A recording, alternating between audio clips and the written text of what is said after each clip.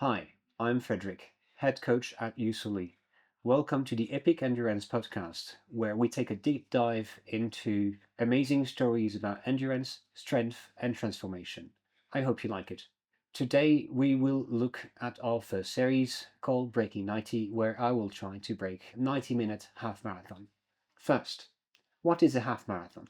A half marathon is 21.0975 kilometers, or about 21.1 kilometer, and breaking 90 minutes will require me to run at a pace of 4 minutes and 16 seconds. Marathons are usually pretty straightforward. They are done on the road, there are no major climbs, but some courses are a bit faster than others. Some have turns and elevation, climbs, temperature. This first episode of Breaking 90 is a series where I am trying to break down my thought process, break down a 90-minute half marathon at 43 years old. Obviously, not everyone have the same goals and not everyone has the same background, but what I'm doing here might help you find concepts that could apply to your own training. The first thing we're doing today is to try to look at what it takes to run a 90-minute half marathon. In my planning right now, I am attempting to go through what I will call a brute force method, where I am seeking a very specific performance goal and I'm going to try to force adaptation by pushing my body to run at certain paces. This method does not work with everyone and will not work all the time and might not work here as well. But this is what we're going to try to do. I will be focusing more on performance than on effort or work. When we look at half marathons, we have to understand there are a few components that we need to meet.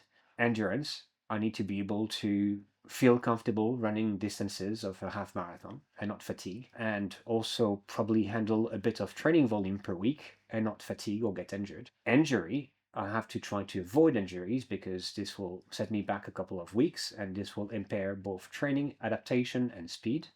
Speed training is important because a 90-minute half marathon for me is not very simple and it will require me to run at a specific pace in what we call zone 3 or the endurance zone, which is below the anaerobic threshold, where basically the body starts to shut down.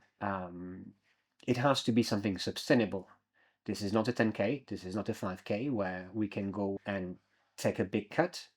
Here, things have to be maintained for 90 minutes.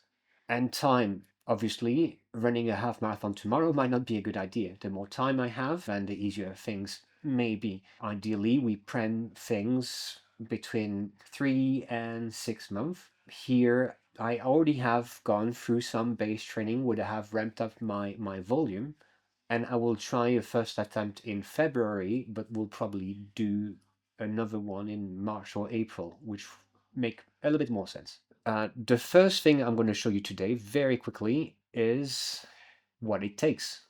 I'm putting online a running predictor on yousuli.co, which basically gives you a range of targets when meeting this kind of goals. I am going through the website and it's fairly simple to use. I'm selecting the distance. I want to run a half marathon. I want to select the time, which would be 1 hour, 30 minutes, and 00 second. Ideally, a little faster, I'll be happier, but who knows. And then it calculates automatically the pace in metric, so 4 minutes and 16 seconds per kilometer, or 6 minutes and 52 per mile. And we have this little table here that shows a few distances: a mile, 1.6 kilometers, 3.5K, 5K, 10K, and a full marathon. Obviously, during my training, I'm not going to do a full marathon for a half marathon, so we're going to disregard the last row, and we'll look at the other ones. Here we have a few columns: perfect, normal, and poor. The most important one is normal. Normal basically means a normal rate of fatigue. Obviously, if you run your best 5K, then your best 10K will be at a slower pace. So this is estimating this. The perfect column shows if you have a very strong resilience to fatigue. So if you're very well trained, you don't have so much anaerobic power, you have a lot of aerobic pace, you might be able to sustain a bit more evenly your pace. And poise the other side. If you have a very strong anaerobic base and you fatigue quite quickly, then this is probably the other bracket. But generally speaking, I would just recommend looking at the middle column, the normal one.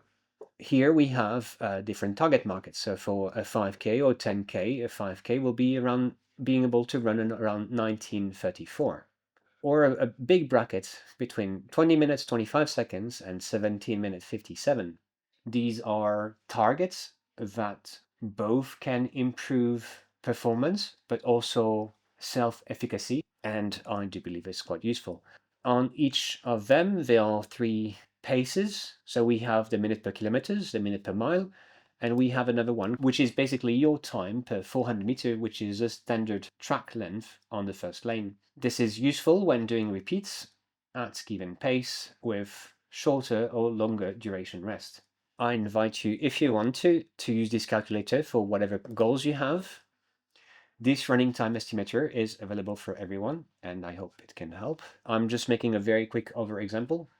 If, for example, you wanted to run a 2:30 marathon, that's a 3:33 pace, it would be suggested that you're able to do a 5K in less than 16 minutes or 15 minutes 38. For a more reasonable target, many people want to try to break 4 hours. So if we're doing 4 hours, that's 5:41. And we have a 10K to around 52 minutes. Feel free to play with it. And if you have any feedback, just let me know.